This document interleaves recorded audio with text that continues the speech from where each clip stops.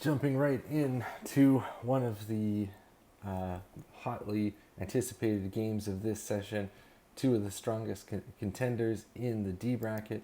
We've got Jess versus Geoffrey, and let's just jump back to the beginning of the game. Geoffrey with the white pieces opens with the king's pawn, and we get some aggressive stuff right off the hop here. Geoffrey walking into a bit of a pin here. Not a huge problem at the moment, but we'll have to see where this goes. Here we go. Geoffrey counterpinning the opposing queen. This is a nice move, reinforcing the defense of the knight. Maybe the queen can move without damaging the pawn structure. Maybe king castle now, queen moves out of the way and everything's okay.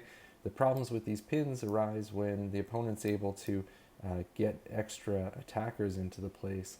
So if white can bring a second attacker into the mix, it can get a little bit uncomfortable. This extra knight here on d7 is going to help alleviate some of those problems. White trying to break the pin on the other side. Now you have to decide if you back up or take the piece. And Jess castles, maybe missing the threat of pawn captures bishop here. Possibly going to be an early small victory for Geoffrey here. Capturing the bishop and opening up the rook. Definitely going to be a bit of an advantage.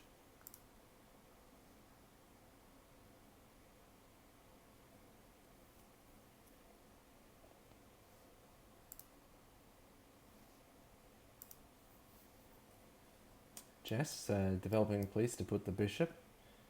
I like this. It doesn't have great view across the board because white's pawns are all on light squares, but that could potentially change, maybe with a move like pushing this pawn up, or pushing both these pawns up, first the c pawn, then the d pawn. That might be good. Also, we're able to break this pin now, now that we're castled, and maybe get out of the attack here. You kind of don't want to leave it too long, because if white gets some attack rolling, it could be a little bit uncomfortable. Don't like this as much for white breaking up the pawn structure. I mean, the advantage here is that now your bishop can get into the game, so that sort of makes sense. But I feel like opening the center sort of helps black here, who is a little bit confined on space. This bishop wants to come to this diagonal anyway, and weakening the e4 pawn kind of helps black a little bit. Black should probably take this. Black's safely castled, so opening up the center benefits black, not white. This is good. And we do have to be a little bit careful about something like this, being able to attack this knight while this pin is still in place. So maybe now just getting out of that pin. Now that there's two pieces viewing it, there's a third can come in easily. That's too much momentum to leave this pin in place. Black needs to get out of the way.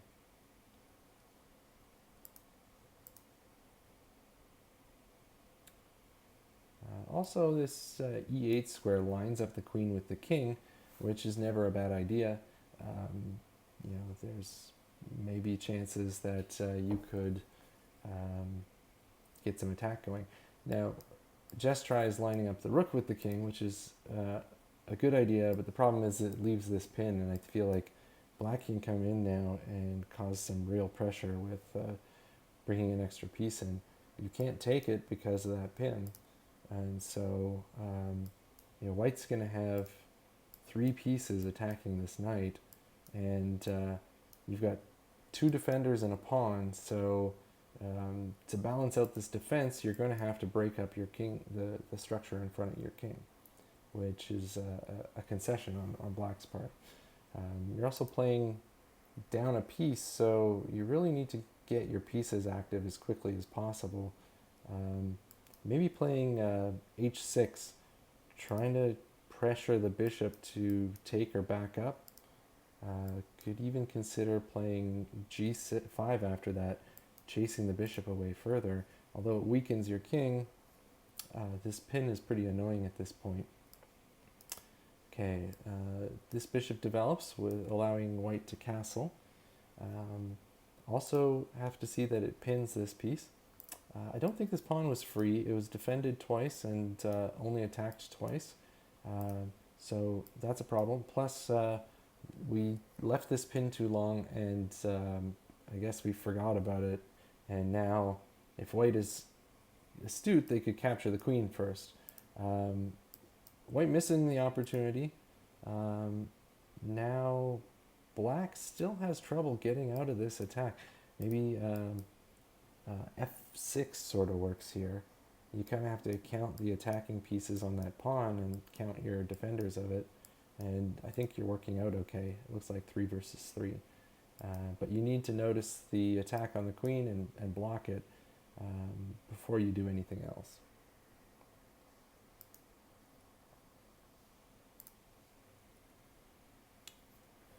Each player has about 6 minutes. Jess has got about 40 extra seconds on the clock. So fairly even. Still early in the game.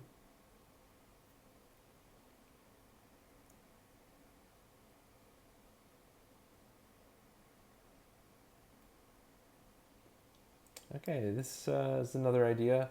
Kind of using the knight to block the pin. The problem with this is this knight is attacked 3 times now. Count the attackers. You've got 3 attackers, and now you've only got 2 defenders. So it's in white's benefit to capture here. You can decide which piece to capture first with. Maybe bishop captures. Queen doesn't want to recapture because the knight can take it, so pawn recaptures, and then knight recaptures with a check, hitting both the king and the rook. And now the queen again can't recapture because white's got an extra attacker. So that means king moves and knight takes rook, and black loses a lot. And looks like white sees the idea. So now after pawn captures, knight takes, we're going to get a check, king has to move, knight takes rook, and if I am counting properly, white is going to be up 3 pieces, 3 pawns. The g7 pawn and 2 pawns worth of the rook for the knight exchange. So, well, maybe that's not true. You'll be trading off both of these pieces for a knight, a pawn, and a rook. So, yeah, I feel like, yeah, I can see why black doesn't recapture here. You know, if you're going to lose the material anyway, you kind of don't want to walk into the fork. You can just sort of just count the piece as a lost piece and move on. I guess though white can capture this g7 piece defended by the queen, and now, you know, black's pawn structure is kind of shattered in front of the king. You know, after the bishop captures, yeah, interestingly, you still can't capture the bishop because now the knight check comes hitting the king, the rook, and the queen, a triple fork. So you really can't take it. Feel like this move is a little bit slow, but you know, bishop captures, and then you can play even bishop h8 and play queen to g7 as checkmate. So that becomes really hard to block.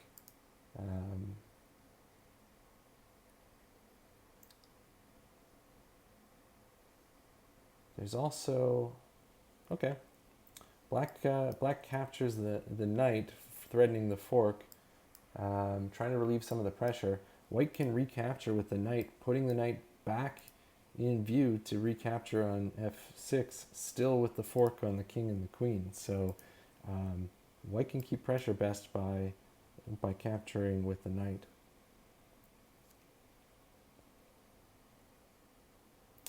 So we see captures with the queen, and now I think you can take the bishop safely. We see a little, in between move maybe, but the bishop's not defended. Now the queen can capture the bishop. That move was played a little too quickly. We do see a little bit of counterplay here. The white king in the open still hasn't castled to safety, and now there's a check on the board. He needs a block if he wants to retain his castling rights. And then black can capture this bishop still. Try to get some material back for this exchange, but at this point you're fighting down quite a bit. Looks like the first game is going to go to Geoffrey.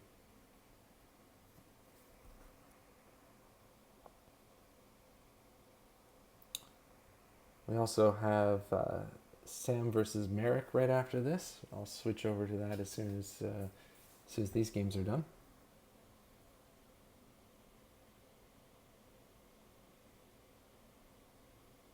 Okay, king gives up the castling rights, just moves out of the way calmly. You can capture this bishop. This bishop here hits the f7 square. It's attacked twice. It's a fork. You don't really want to take with your queen to block it. So if you just move the king out of the check, the rook drops for the bishop. So that's a little bit unfortunate.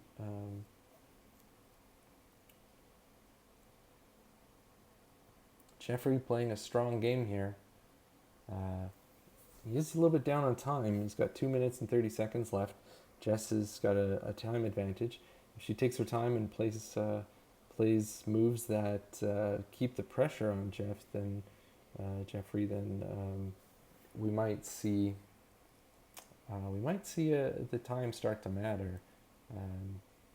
The winning position is only half the battle. If you run out of time and you can't complete it, you still lose. So Geoffrey's seeing the fork.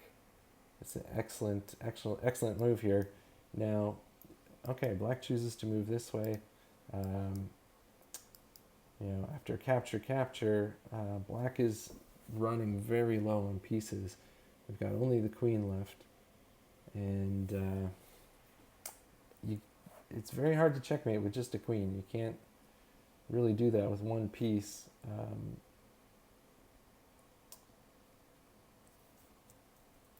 Geoffrey may be thinking a little bit too long about capturing this piece. I guess the problem is that his knight's hanging as well, and but he's got time. He's got time to capture the rook, threaten the queen, so the queen has to take, and then move the knight out of the way. Instead, we see defending the bishop, which gives black a little counterplay. This check forces black back, and it's not mate because this rook guards the back rank, but it almost could be. This is kind of the wrong order. It's just a sacrifice. White's going to recapture with one of these two pieces. You could have just taken the hanging knight here. I think black is not seeing the time difference, and maybe instead of getting a little crazy with the wild moves here, trying to create counterplay here. There's a check on the back here, but the rook just comes back to block. You can win a pawn, but Geoffrey only has 56 seconds left. If Jess played solid moves here that didn't get things, didn't leave the position too crazy, made it hard for a checkmate to come in, then she might win on time. Now, anywhere the bishop moves is check. You can't capture the bishop because it's defended by the queen now. Things are getting a little bit dire. Probably g6 was a little bit better because now the rook can come in with check. You can't take That's actually, it's not checkmate, but it will be after this maybe. Okay, so Geoffrey missing some of the counterplay, and Jess just needs to keep giving checks. Just keep giving checks over and over and over again. Um, don't keep white thinking. Spend that last 20 seconds. You still might win here. Um, Thrown, well, not that one. Thrown this one. Yes, Jess finds it.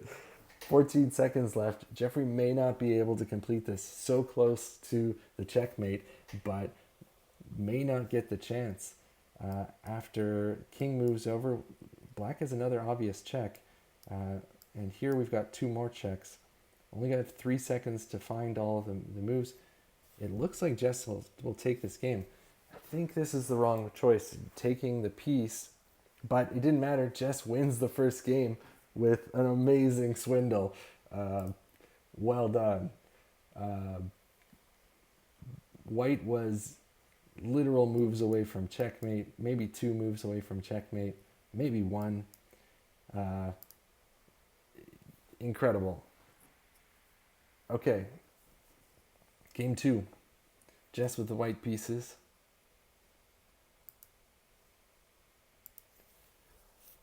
We go into the king's pawn again.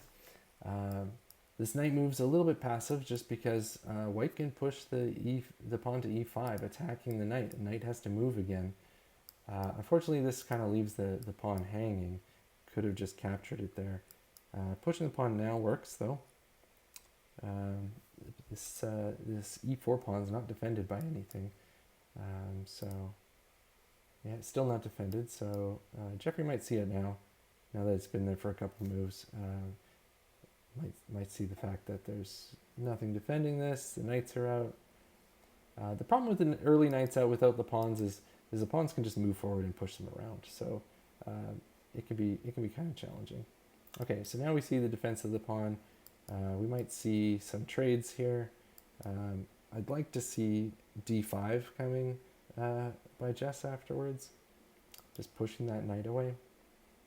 The knight, really has to go to the edge of the board here or to e7, and both are kind of uncomfortable spots, and you kind of want to take advantage of black's lack of development of the pawns to the center. Okay, we have the early queen pin. Worked well for Jeff last game. Maybe it'll work well for Jessica.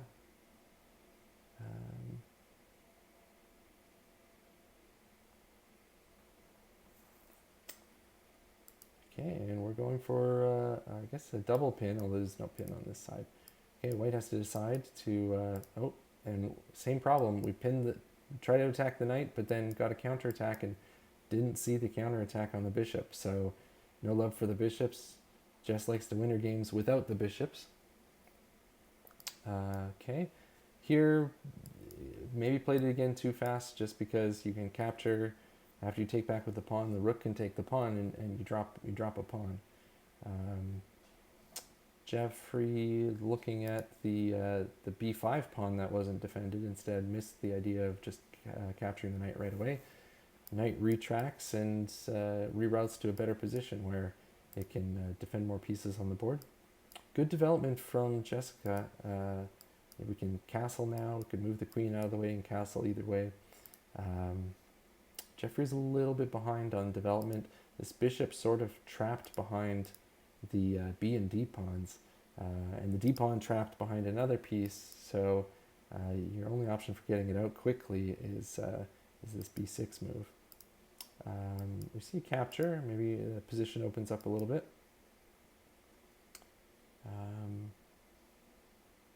Yeah, maybe the pawn could advance now. I don't like this diagonal opening up with the king uncastled. Bishop will be eyeing that once this knight's not guarding it. So you do kind of want to castle here quickly. You'll need an extra turn to get it into the corner to keep it off of the a7 to g1 diagonal here that I've highlighted. Just because this pawn's not super strong where he is. He probably needs to move forward, and then all the dark squares are weakened. and it happens to be the square that your king is on. Um, I might even consider castling queenside, but the problem is that black has this open a file, and it's going to be easier for black to mount an attack on the queenside over here. Okay, so we do see castles. It's a good choice. This pawn's well defended, so it's not going to be captured. Rook forward, maybe preparing this move. Maybe eyeing up this pawn here. So we got 2 attackers and 2 defenders, still defended. Okay, there's a tactic for white here to push e5, hitting both the bishop and the pinned. I got crazy arrows. And the pinned knight. The knight's still pinned. This tactic's been sitting here for a little while. If white sees this and uncorks this, it's going to win back the bishop that was dropped earlier. Black perhaps sees it or moves out of the way just to get to a better diagonal. I don't like this spot for the bishop because you can easily capture it. Attacks the knight first. This is often a good decision to remove the defender of a piece. Fortunately, the bishop has 2 defenders, so you might now be able to remove the other defender by playing b3, and that would be a brilliant attack if so, removing both of the defenders of the bishop before capturing it. So looking for b3 for the winning move here.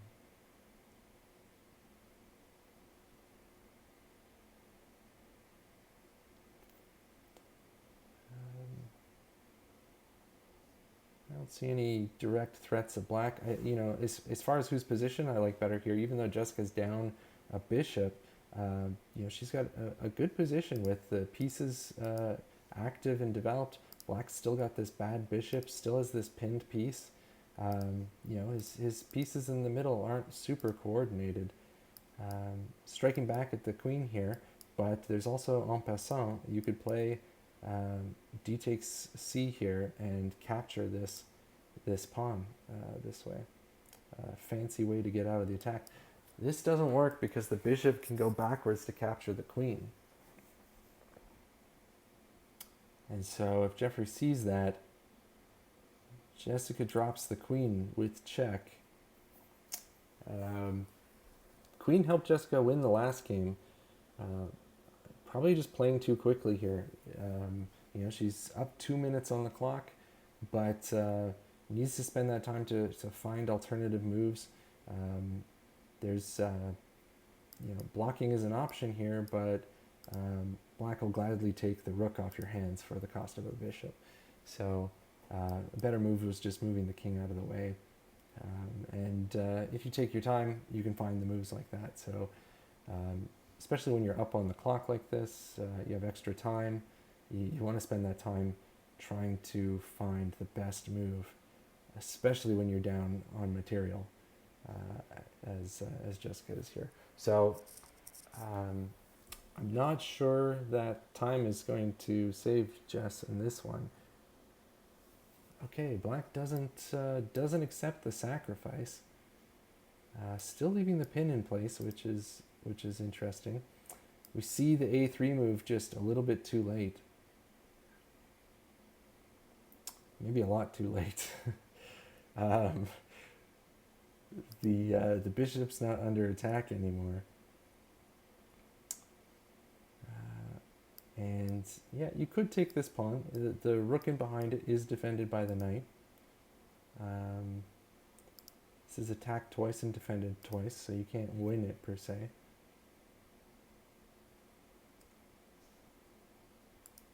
Okay, we see knight moving out of the way, trying to save the rook here, using something called interference, getting in the way of the bishop attacking the rook.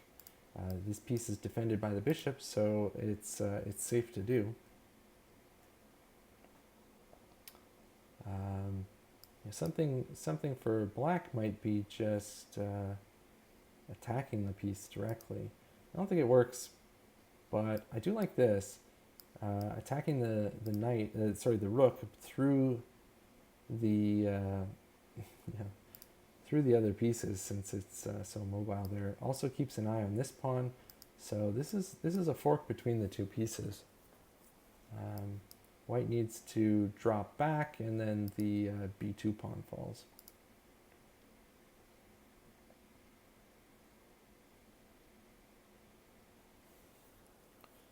White could still capture this pinned piece by playing a pawn to f4 and then a pawn to e5. After takes, the pawn attacks this this pinned knight here and wins it. It'll take 2 moves to do that, though. But it seems like a good move. This move also removes the defender, the bishop, which could come in handy. Okay, Geoffrey delaying the capture to get the pawn out of danger. Capturing might be a little bit better. You have 3 pieces attacking that piece. Although it kind of, yeah, maybe just capturing the pawn now is the way to go. Black bringing more pieces to the attack. This is looking less and less like a tactic and more like a big attack. Although missed the idea that the rook was threatening to capture the knight on d3. Looks like it was undefended, and the piece goes down. Small victory for Jess. Jess needs to get the king out of the diagonal of the knight, of this pinned knight. If black finds a way to attack it while it's pinned, it's going to be a big problem. Maybe just dropping back to c3 here. I guess there's potentially issues with that, but I was worried about the bishop coming in, but it was covered by this knight that just left. So that's a bit of a problem. This move intends to defend the rook instead of moving it. So instead of moving it, we try and defend it. Now, black needs to ask, can I distract this piece somehow? Maybe you can, just with playing the knight to h5, and you attack the piece that's busy defending the rook. So you get a bit of a tactic here. If white takes the seemingly free piece, black takes the rook.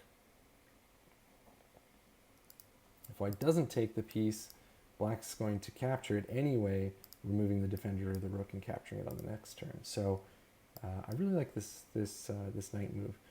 Notice black removed the pin, got the queen out of the way, so there's no issue there now. Another move for white here, well, a move for white here is to defend this rook. I think the defending the rook with the knight was kind of a little bit risky. The rook d1 was definitely better. But again, Geoffrey seeing a little bit of time trouble. 2 minutes, under 2 minutes on the clock. If Jess can keep it complicated, keep the pieces on the board, we may see a win for Jessica here. It didn't seem like that was possible earlier after dropping the queen, but I think Jess has been practicing with the time control, and while her play is not perfect, she's doing an excellent job of managing her time, leaving lots of time for the later stages of the game, and that's having an effect here. Being able to put pressure on Geoffrey and forcing him to convert the winning position in time to make the checkmate in less than a minute and 25 seconds. This doesn't work because the knight hangs and the knight was busy defending the rook a second ago, so black has its choice on which piece to take. Takes the rook, probably the good decision. White can capture the knight. Actually, the right captures bishop takes, because after the pawn takes back, the knight comes in with a check on both the king and the bishop. And after the king moves and the bishop captured, there's another fork on the rook and the bishop. This Yeah, this is great. This bishop capture is the win. I so okay. The problem is black's got ideas of their own, right? And white's in some trouble here. Um, Rook up looks like it was trying to block the bishop or the queen from taking, and the king being in check. But the king needed to move to h1. Um, now the rook's pinned, and a nice slow move like yeah, queen d2 or queen e2 here. The rook can't capture the queen because it's pinned, and is going to come in. Uh, but I totally forgot about the bishop. Uh, Jess did not. Bishop comes back, removes the pin. Definitely a good trade to make. Unfortunately, we kind of lost our tactics over here, but this was looking bad as far as the attack was going, and I think yeah, queen can recapture the bishop now, but um, um, yeah, I don't see anything else really great. This check doesn't do enough, I don't think. You wanted the material. You can win the pawn now. Maybe this pawn is enough. If you can grab both of these pawns, you might be able to queen this next pawn. Okay, black misses that the queen is hanging. If Jess sees this, the game's going to be a lot more balanced. The problem is Geoffrey's only got 5 seconds left. It's not enough time to see all the tactics. He's in check right now. And Jess, again, swindles on time. Amazing, amazing, amazing. 2 wins for Jess. Let's punch that in. Let's see here. Where are we?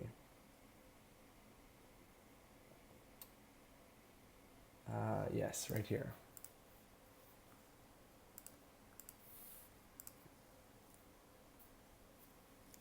Amazing. What can I say? Amazing.